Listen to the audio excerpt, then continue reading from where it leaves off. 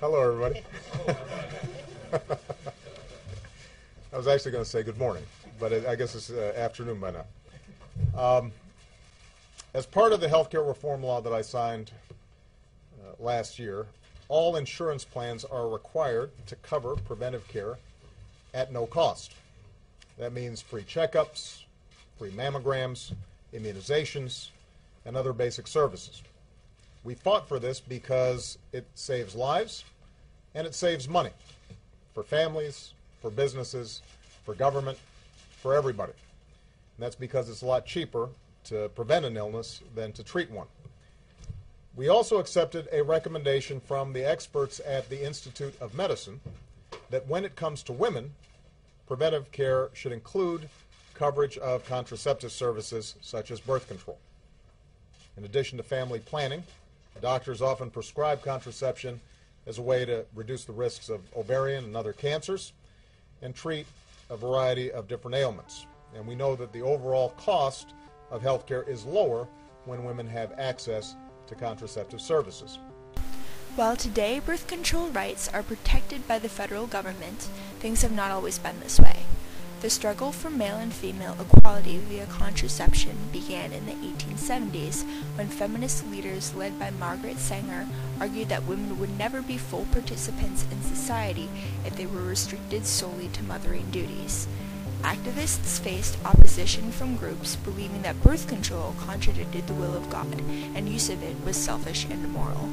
Policies like that of the Comstock laws advocated for by the New York Society for the Suppression of Vice in 1873 prohibited the transport of contraceptive materials and information. Despite the restrictive Comstock policies and even more extreme state laws, Sanger and her feminist associates continued to promote birth control, even going so far as to open a family planning clinic that was immediately shut down. The idea of contraception, however, was not entirely unwelcome. A survey of women conducted around the turn of the 20th century proved upper-class women were becoming frequent users of birth control. The fight for gender equality in American culture is still far from over. Today, women at work earn only 78 cents to the man's dollar. While the salary ratio is slowly evening out over time, women are still frequently restricted to professions that correspond to traditional gender roles. Pink-collar jobs like childcare, nursing, and other social services are still dominated by female workers and have attracted the stereotype of being jobs for women.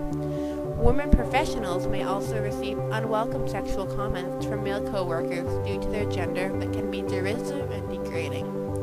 A very public example of this devaluation of women are the recent comments made by conservative talk show host Rush Limbaugh in response to Georgetown law student Sandra Fluke's support for the insurance coverage of birth control.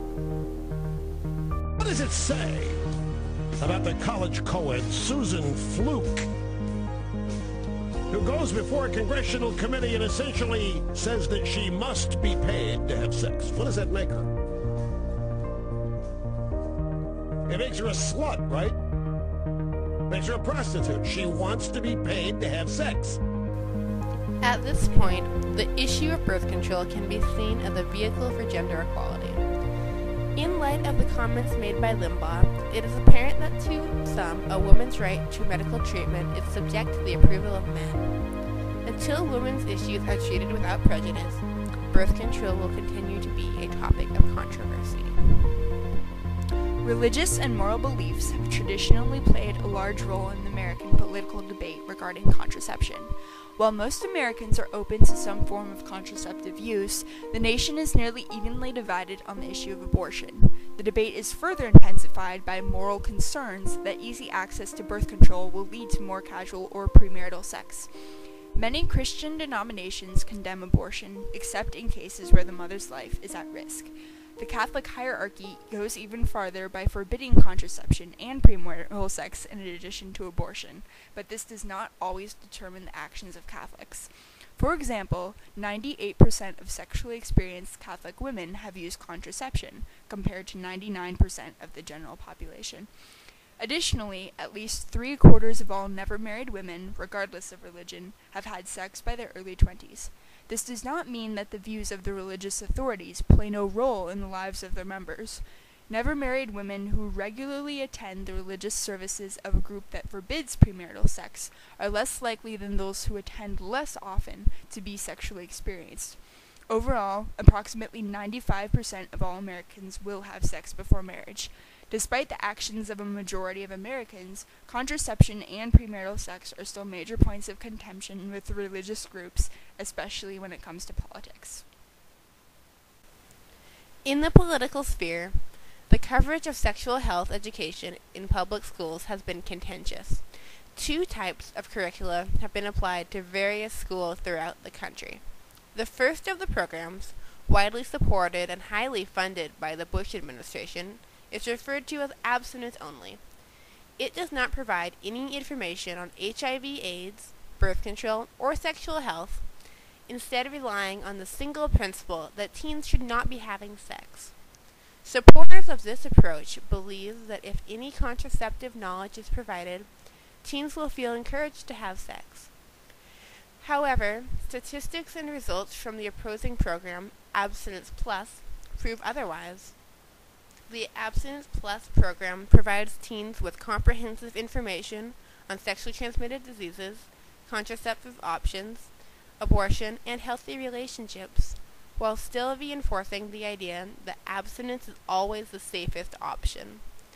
Application of this program has actually lowered the rate of teen unplanned pregnancy without encouraging abstinent teens to become sexually active. In the future, we expect to see increasing acceptance of birth control as the new generation moves further from conservative traditional values and as women come closer to equality with men. More and more women are becoming politicians. Equal representation of women in government would likely lend itself to equal